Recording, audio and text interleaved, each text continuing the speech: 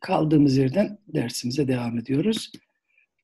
Önce bir korkunçluk kelimesine bir bakalım. Korkunçluk. Korkunçluk tekrar yapsınlar. Clausen ne demiş? Korkunmak fiilinden. Korkunmak fiilinden dediğine göre bunu çığ ile kabul ediyor. Eğer yanlış hatırlamıyorsam Marcel Erdal Hoca biraz farklı düşünüyordu. Bunun için Old Turkic Formation'a bir daha bakın. Şöyle düşünmek gerekir. Korkunç gibi bir kelimeye gelen bir ek olmalı söz konusu olan. Eğer doğru hatırlıyorsam Willy Bank ve ekibi korkunçsı gibi bir şekil düşünürdü. Onlar kaybolan bir S'yi düşünürlerdi. Willy Bank ve ekibi. Yani Willy Bank ve ekibi dediğim 1930'lu yılların başında onunla birlikte çalışanlar. Kimlerdi? Anne-Marie von Gabel her şeyden önce.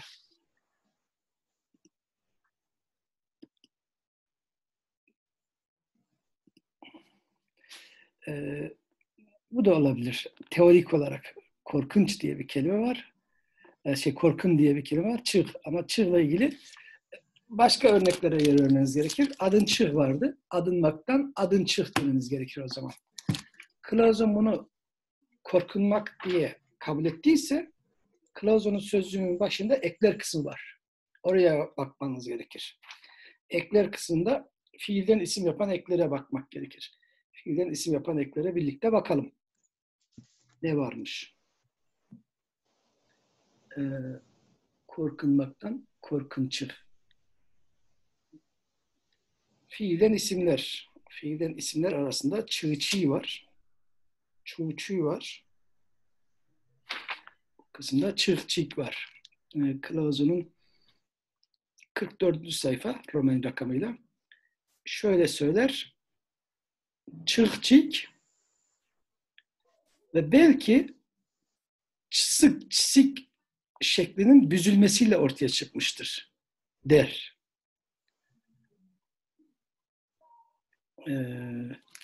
Bunu ekrana yansıtabilsem nasıl yansıtabilirim? Resmini çekip göndermem gerekir bu kısmın. Clausen'un sözünün başında ekler kısmı, bunu okumuş muydunuz? Hatırlıyor musunuz? Bu ekler kısmı. Clausen'un sözünü anlamak için bir defa en baştaki ekleri ve eserlerle ilgili açıklamaları okumak gerekir. Çünkü bir sistemi var. O sistemine göre kısaltmaları var. Göndermeler hep oraya göredir. Ben şimdi bu kısmın resmini çektim. Bunu göndereyim. Bakalım orada açmamız mümkün olursa, görmemiz mümkün olursa ekranda görelim diye uğraşıyorum. Benim ekranımdaki Clausen'da bu şey yok.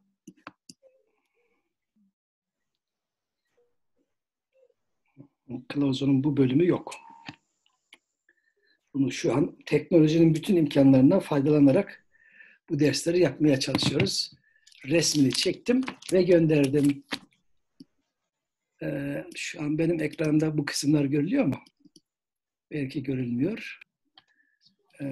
Hemen ekrandan bunu bölüyorum. Evet, burası. Görüyor musunuz şu anda? Evet hocam. Tamam, bakın 44. sayfa Roman rakamıyla şu kestiğim bölüm. Çığ. Demiştim ya burada bank ve ekibi bir sığ görür diye. O perhaps ile belirtmiş Clausen. Belki sık kısmının büzülmesiyle olmuş olabilir diyor. Ki bu da sonunda da yine bir G var. Benzerlik eki türeten sığsi ile. Benzerlik eki türeten sığsi ile olmuş olacak. Mesela korkunç. Korkunç isminden isimlere gelip fiil türeten sığsi olacak. Benzerlik belirtecek ve buna tekrar bir G gelecek. İsim olacak. Bu Clausen'un görüşü. Ama Marcel Erdal Hoca'nın biraz daha farklı olacak görüşü. Bunun için lütfen Gelecek haftaya kadar siz bakın. Düşüncelerinizi burada tartışırız. Burada korkunç sığ kelimesine değinmiştik değil mi? Şimdi tekrar kendi metnimize döneyim. Metnimiz buradaydı. Evet.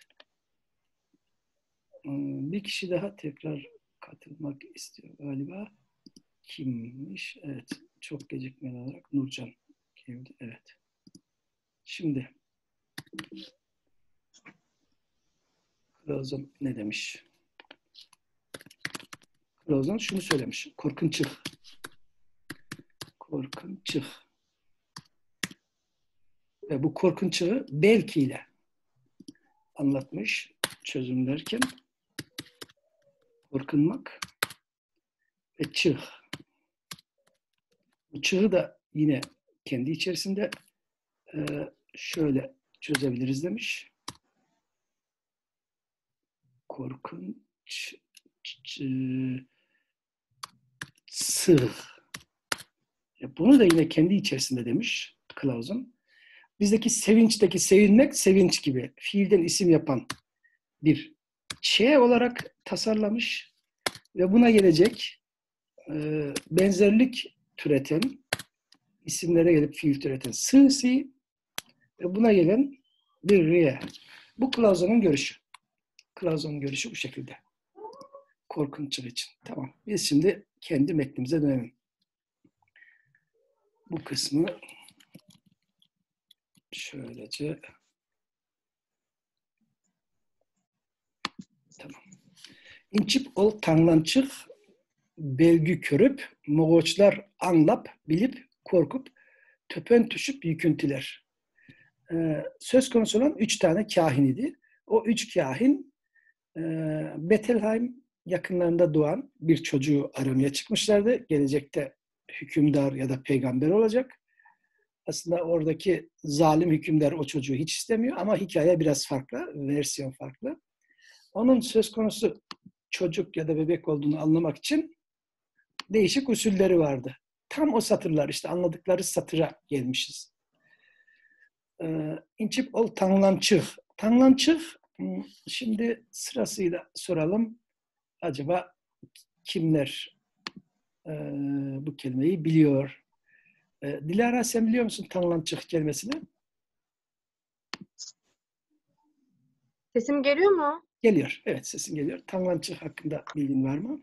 Evet hocam, hayranlık verici, harikulade, Harikulade. mucizevi Aynı anlamı da var. korkunçığı gibi. Dikkat edin. Sonunda yine bir neçeye ığı var. Hı hı. Dolayısıyla korkunçluk bizim için bir model, bir örnek oluşturmuş oldu. Tanlançık da aynı yapıda olacak. O halde gelecek haftaya kadar Marcel Erdal hocamızın kitabından bakın. Clausen ile karşılaştırın. Hangisi daha uygun? Bunu derste konuşuruz. Harikulade demek. Tanlamak, şaşırmak demek. Şaşırmak. Tansuk vardır. Şaşırtıcı, hayranlık verici. Acaba bizim Türkçemizde bu tanlançıkın kökü olan tanla ilgili deyim var mı? Hiçbir şey. Herhangi bir fikri bilgisi olan var mı içinizde? Tan şaşılası Tan. demek değil mi hocam? Evet. Şafak vakti anlamı da var O bir. değil. Hayır. İki, iki de Sesler ikincisi çok de şaşılası. Hı hı. evet. Çok önemli. Bu tan eğer doğru hatırlıyorsam Türkiye'de Türkologlar genellikle şöyle açıklarlar. Şaşkınlıktan dona kaldı. Kimileri şöyle der. Aslında dona kaldı değil. Tana kaldı. Bunu düşünen, önerenler var. Ben size bilgi olarak aktarmış olayım. Bunu düşünen, bunu önerenler var. Aklınızın bir kenarında bulunsun. Bakın bakalım sözlüklerimiz ne diyor. İnçip ol tanlançık belgü körüp. Belgü burada tam uygun olan bizim Türkçemizdeki alamettir. İşaret. Belgü. Belgü kelimesi, şimdi seninle başladık, seninle devam edelim Dilara. Belgü kelimesinden bugünkü Türkçemizde neler var? Belgü. Limonla Bu kökten İz olarak. anlamındaki değil mi hocam? İz, işaret. Evet, iz işaret de diyebiliriz. Bu kelimeyle Niş. alakalı kardeşi, torunu neler var? Belirtmek, belirti. Evet, güzel. Belirmek. Hı hı. Belirmek fiili var. Belirmek fiilinin eski şekli neydi? Nasıl? Belgürmek mi? Evet, güzel. Belirmek. Evet, güzel. Aslında doğru olan şekli budur. Başka neyimiz var? Belgü kelimesinden. Hı Belli belirsiz derken ne demektir belli belirsiz? Aslında o da buradan. hı. Hı. Belgülük, belgülük, belli belirsiz pardon. Buradaki belirsizle ilgili duracağız şimdi. Değinmemiz gereken kelimeyle ilgili. Tabii o da bizim kelimemiz. Şimdi şuradan onu aşağıya alayım.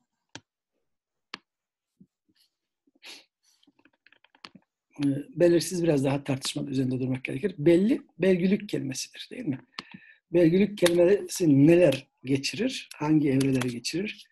Eski Osmanlıca'da belülü veya belili olması gerekir. Buna benzer kelimelerimiz var. Aynı yapıda. Mesela nelerimiz var? Biliklik.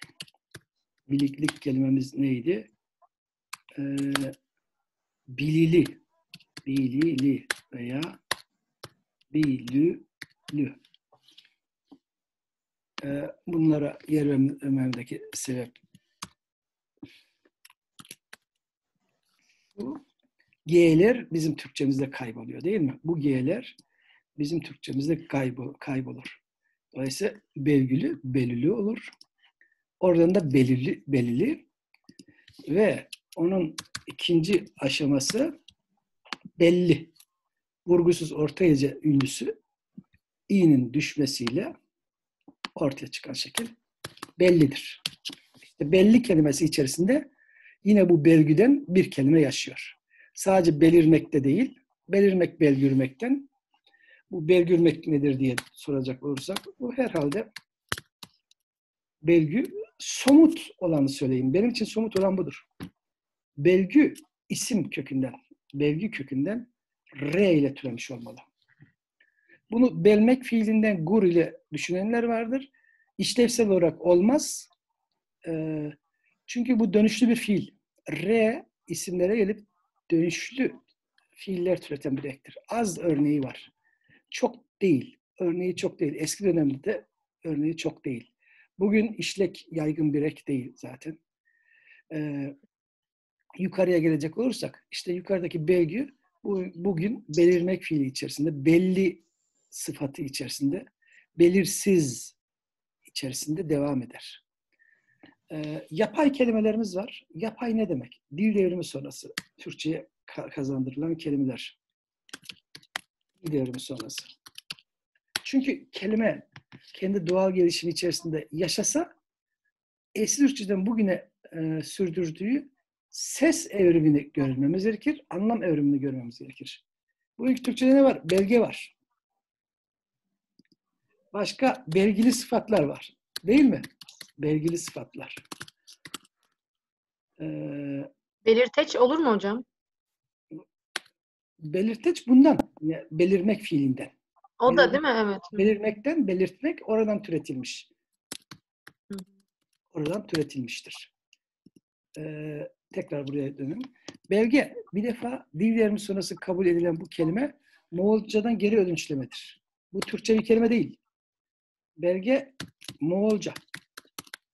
Moğolca ise eski Uygurcadan kabul etmiştir.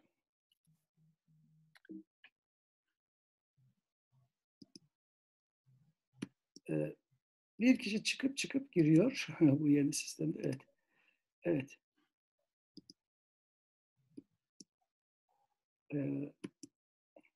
Tamam. Ben yapabileceğimi yapıyorum. Daha fazla yapamam. Evet. Tekrar bölmeyeceğim dersimi. Belge Moğolca bir şekildir. Moğolca'da eski Uygurcadan bu kelimeyi almış. Eski Uygurca belgü kelimesinden.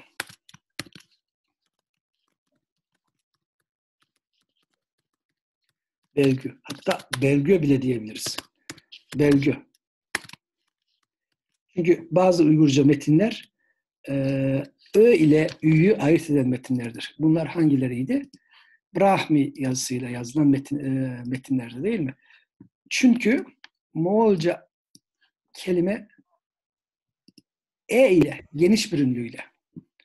O geniş ünlünün çıkabilmesi için eski Uygurca kelimemizin de geniş ünlü olması gerekir. Bu birisi. Bu belge demek ki Moğolca bir şey. Belgili sıfatlar ise, belgili sıfatlardaki belgili ise bu eski Türkçe kelime bir ölçüde Türkçe'ye uyarlanmış. Eski Türkçe belgülüg kelimesi. Belgülüg. Ama belgülük yukarıda konuştuk. O bugün zaten yaşıyor. Belli olarak yaşıyor. Dolayısıyla Türkçe'de, bugünkü Türkçe'de hem belli hem belgili kelimesini kullanırsak dilde ikilik olur. Aynı kelimeyi, köken olarak aynı kelimeyi yan yana kullanıyor oluruz. Anlamları da birazcık farklı olur.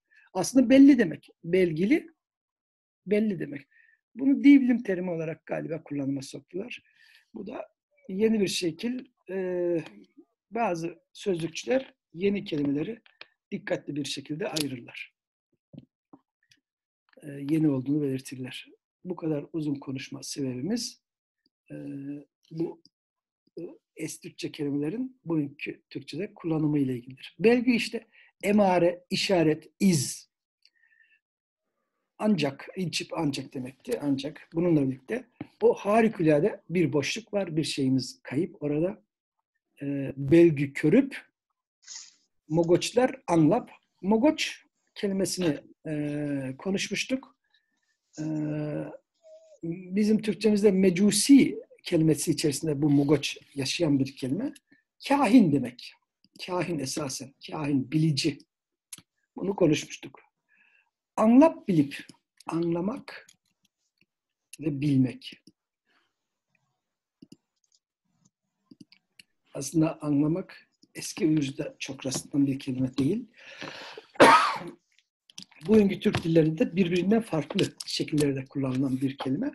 Çoğu Türk dilinde anlamak İngilizce to understand değil, işitmek anlamıyla kullanılır.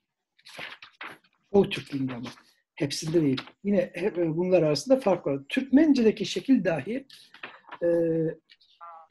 bizden farklı. İşitmek. Anlamak için bakalım. Eski örneklerinden itibaren bakalım. 186 Kılavuzon'da 186'da yer verilirmiş. Buradan Kılavuzon'u açalım. 186 buraya bakalım. Kılavuzon ne diyor? Anlamak, to understand. Bizim bugünkü Türkçemizdeki anlamıyla yakın. An. Anı da hatırlayacaksınız çoğu bulmacada şöyle bir şey vardır. Eski dilde zeka anlamındaki iki harfli kelime. Böyle yazar bulmacalar genellikle. İşte an kökü bu.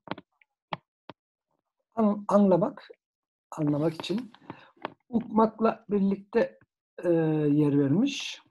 İlk dönemlerde ukmakla yakın anlamlıdır.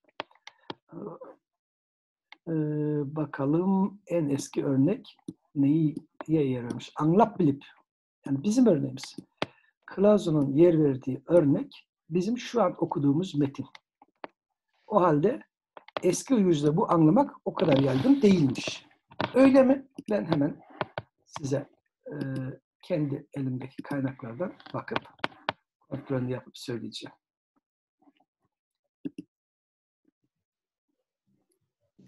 Birazcık sizi bekletmiş olacağım. Kendi kaynaklarıma hemen bakayım. Anlamak.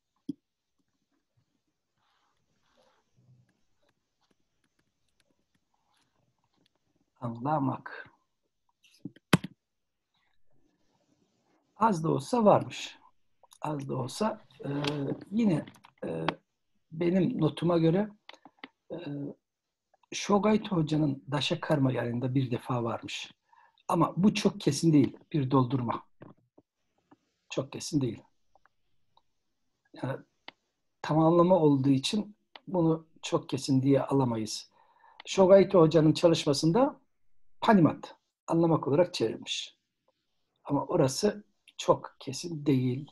Bunu size söylemiş olayım. O halde biz kendi metnimize dönelim. Şu an aslında bizim Uygurca metnimiz var ekranda değil mi? Başka bir şey yok. Şu an closing gözüküyor hocam. Öyle mi? Tamam. O zaman clause'una tekrar ben geçeyim. Clause'una bakarsak İslami dönemlerin sonra daha yaygındır bu kelime. Epey bir clause'un yer vermiş. Yeterli. En son kaçıncı yüzyıldan yer vermiş? 14. yüzyıla kadar tarihi kaynaklardan vermiş. Anadolu'dan Söz Derleme dergisi, yani bugünkü derleme sözlüğünün eski versiyonu. Onların hepsine ayrı ayrı yer vermiş. Mesela hangi esermiş? Kıpçak eserlerinden birisinde Kavani-i Külliye olsa gerek. Arapça fehime. Yani tam olarak anlamak. Fehime, Farsça'da fehmiden. Biz kendi metnimize dönelim. O halde bu Hristiyan Uygurlara ait metindeki geçen bu kelime çok nadir bir kelimeymiş. Bilmekle müteradif. Bilmek ile yakın anlamlı diyelim. Yakın anlamlı bir kelime olarak kullanılıyor. O halde küçük parça bir metin diye düşünmeyeceğiz. Her metnin ayrı bir önemi olduğunu düşüneceğiz, değil mi? 10 dakikamız kaldı, bunu da söyleyeyim.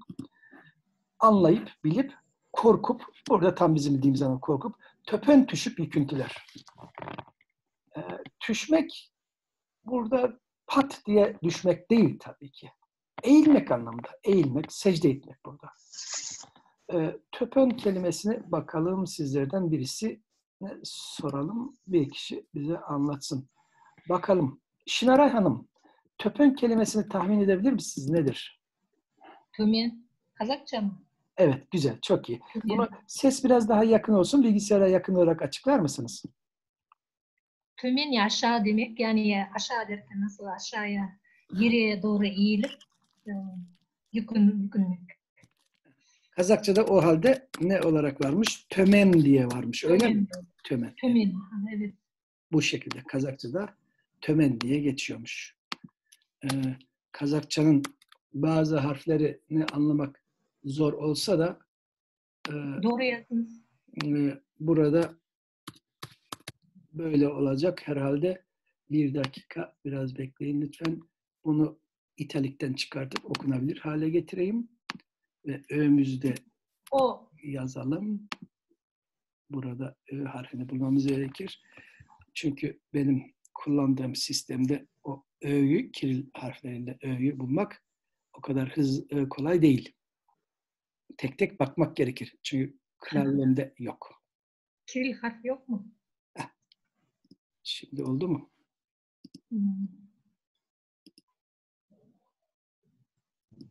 Buraya yazmıyor. Buraya ben ne kadar yazmaya çalışsam da bu ö'yü yazamadım. Türkçesini doğru yazdınız Türk harfleriyle. Tömen olur. Ö harfini aktaramadım. Evet. Öyle olur. Ö harfini aktaramadım. Tamam. Şu an yayında olduğu için buraya herhalde bir şey aktarmak mümkün değil. Bu Ö olacak. Bunu Ö olarak kabul edin. Şu an yazamadım. Tömen. Tömen işte bu ikinci hecedeki Ö yazma sebebimi güzel açıklar size.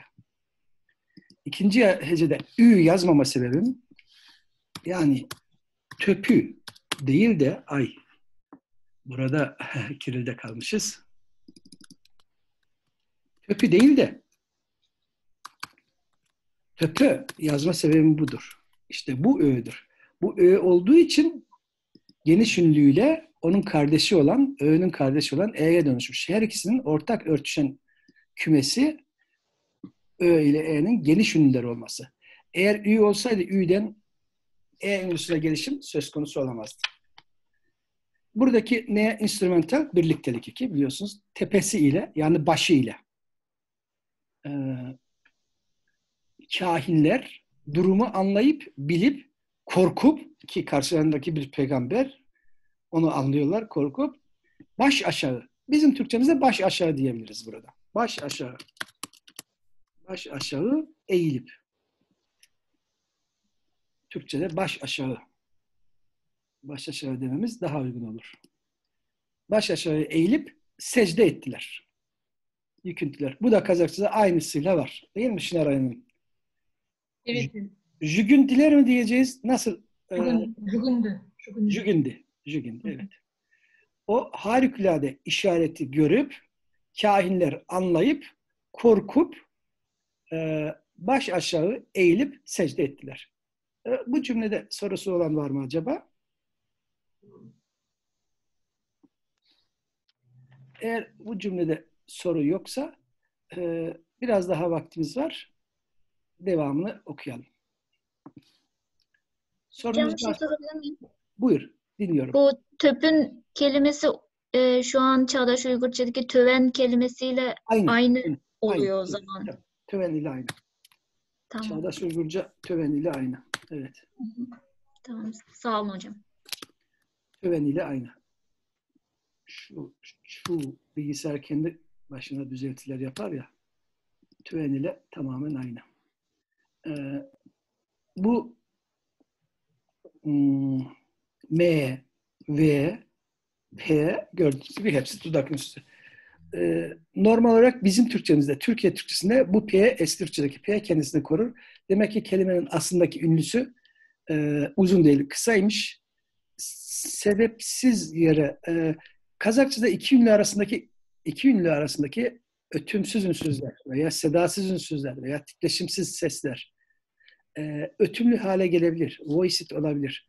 Ama Çağdaş Uygurca'da bu pek beklenmezdi. Genellikle kendisini korur. Ama az örnekte Çağdaş Uygurca'da da iki ünlü arasında bazen değişiklikler olabilir. Bir iki örnek vereyim size hemen. Mesela Çağdaş Uygurca tügel kelimesi eski Uygurca çalışan Uygur meslektaşlarımızın tamamının ilk başlangıçta yaptığı hatadır bu. Bu kelime elbette Kazak, Kırgız gibi dillerde var ama Uygurcadan alınma olduğunu sanıyorum. Çünkü bunun eski Uygurcası çok net olarak biliyoruz. K ile ötümsüzdür. Tükel. Bu tügel değildir. Bunun tügel olmasını gerektirecek, K'nin G olmasını gerektirecek fonetik bir hadise, fonetik bir olay yok. Ama sıklık söz konusu olmalı. Sık kullanılan bir kelime. Sık kullanılan kelimelerde seslerin başına çok şeyler gelebilir. Mesela R düşebilir, ne bileyim, ses türeyebilir. Sebebi budur. Yani eski Uygurca'da töpön kelimesinin töpen olması mümkün olabilirdi ama P, V'ye gitmiş. Bunun örneği az değil ama. Burada P, B, V üzerinden örneğimiz Çağdaş Uygurca'da az değil. Eski Uygurca'dan gelip Çağdaş Uygurca'ya değişiklik gösteren. Ama ip kelimesinde öyle bir şey söz konusu değil. İpin Uygurcası neydi? Jip miydi? Çağdaş Uygurca. Jip. Jip. Evet. Jip. O bir ek aldığında jivi oluyor mu? Olmuyor. Yip. Yazarken yipi diye yazıyoruz da ama konuşurken jipi diye konuşuyor. Yani söylemek istediğim şu, P değişmiyor. P kendisini koruyor. Evet. Bu. Demek ki değişiklik az sayıda kelimede oluyor. Demek ki bu Çağdaş Uygurca'da bir kurallı ses değişimi değil, kuralsız bir ses değişimi. Töpön kelimesinin töven olması. Ama bu vesileyle hem Çağatayca hem Çağdaş Uygurca şekillerinde tek tek görmüş olduk. Bizim Türkçemizde bu kelime tepe olarak yaşar ve instrumental eki yok. Tamam, o halde burası da. Ay. Burada kapatıyorum. Evet. Ne kadar süremiz kalmış? Süremiz bitmiş. Yeni bir cümleye başlamayalım. Bir başka derste, devam eden derste buradan okumaya devam edeceğiz. Teşekkür ederim. Sorularınız varsa o soruları alayım. Başka Hocam soru. bizde 65. cümleden sonrası yok ama bunu atma şansınız var mı bize? Tabii atma imkanım var. Şans değil burada. İmkan.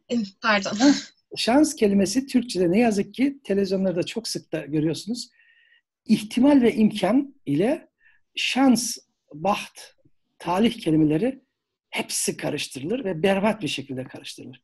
Bunu gönderme imkanınız, ihtimaliniz var mı? Tamam. Tabii ben bunu hepinize göndereceğim. Teşekkür ederim. Tamam hocam. Burada kapatıyorum. Şükür.